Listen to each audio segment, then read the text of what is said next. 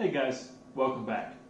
Today's Bible story is going to be a classic, Joseph and the Coat of Many Colors. This story is unique because it sets into motion a chain of events which leads to a really big, detailed, important story. And so today, tomorrow, the next day, and the day after that, 4 days, I'm going to be reading stories that all build upon each other, starting with Joseph and the Coat of Many Colors, going through Egypt and the Exodus and the Red Sea, all the way into the Israelites in the desert. So pay attention, remember these things for tomorrow and the next couple of days, because it all comes together as one big story. So here we go. Day 1. This story is titled The Forgiving Prince.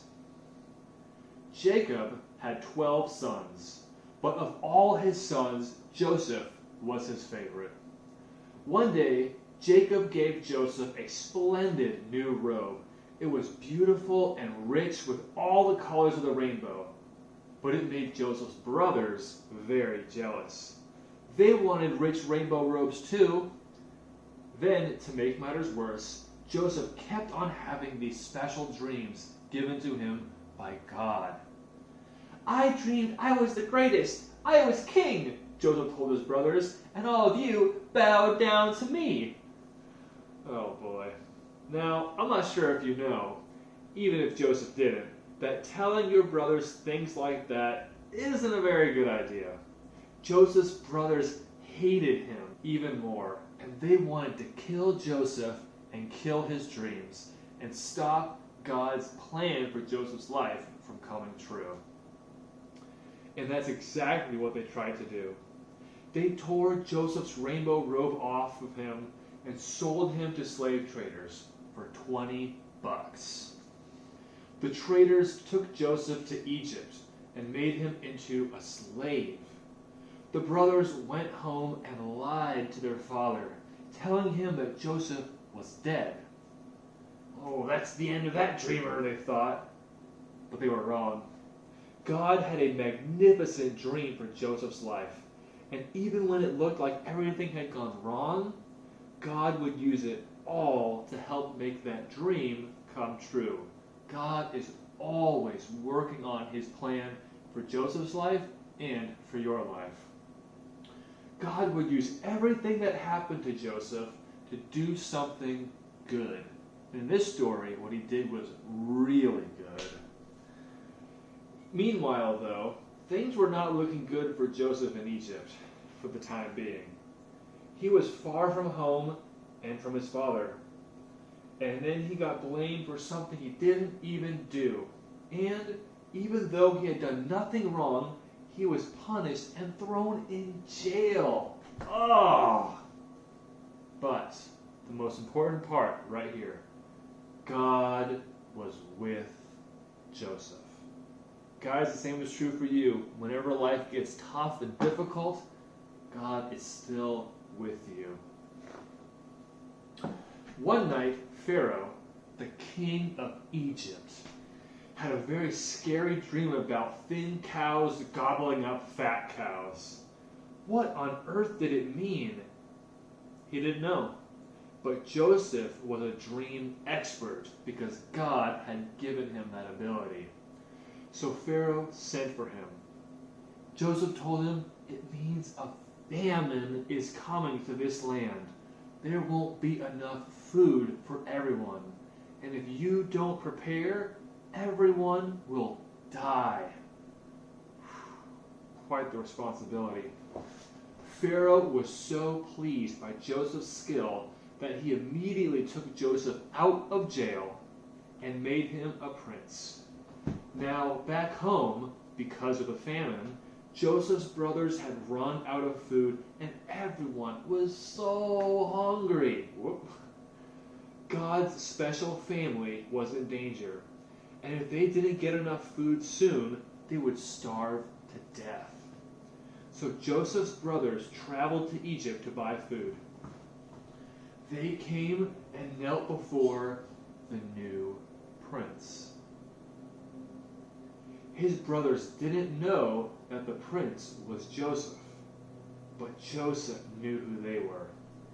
Joseph's dream about all his brothers bowing down to him had come true, because everything God says is going to happen always comes true. "It's me," Joseph cried. When they saw it was Joseph, his brothers were afraid. They had wronged Joseph. They had sinned, and they knew it. And now Joseph had the power to punish them. But Joseph looked at his brothers, and his eyes filled with tears. And even though his brothers had hurt him and hated him and wanted him dead, in spite of everything, he couldn't stop loving them. Guys, the same is true for Jesus. Sometimes we do terrible things and it breaks his heart, but he will never stop loving us. His heart, which they had broken, was filled with love, and Joseph forgave them. Man. Joseph threw his arms around them. "Don't be afraid," he said. Behind what you were doing, underneath everything that was happening, God was doing something good. God was making everything right again. Joseph didn't punish them. He rescued them. And he brought God's special family to live safely with him in Egypt. One day, God would send another prince, a young prince whose heart would break. Can you think of who that might be? Like Joseph, he would leave his home and his father. His brothers would hate him and want him dead. He would be sold for pieces of silver, just like Joseph. He would be punished even though he had done nothing wrong. But God would use everything that happened to this young prince, even the bad things, especially the bad things, to do something good, to forgive the sins of the whole world. The story of the life of Joseph is incredible. There's so much more that happens than what happens in this book. But what I see happening in the life of Joseph is that his life was good, and then bad, and then really good, and then terrible, and then back to good. His life was up and down. And through the middle of all of that, one thing remained the same. God was with Joseph. And God loved Joseph. No matter what crazy thing has happened to Joseph's life, he knew God was working and God was making something good. Guys, the same is true for us. Sometimes in life is good, sometimes life is bad.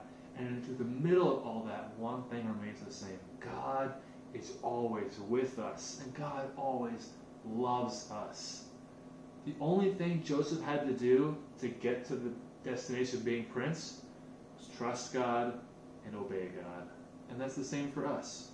If we trust God and we obey God, nothing else matters. He will use us to do great and mighty things. So follow the example of Joseph. Trust God, obey God, even when life is difficult. Know that God is with you and God loves you.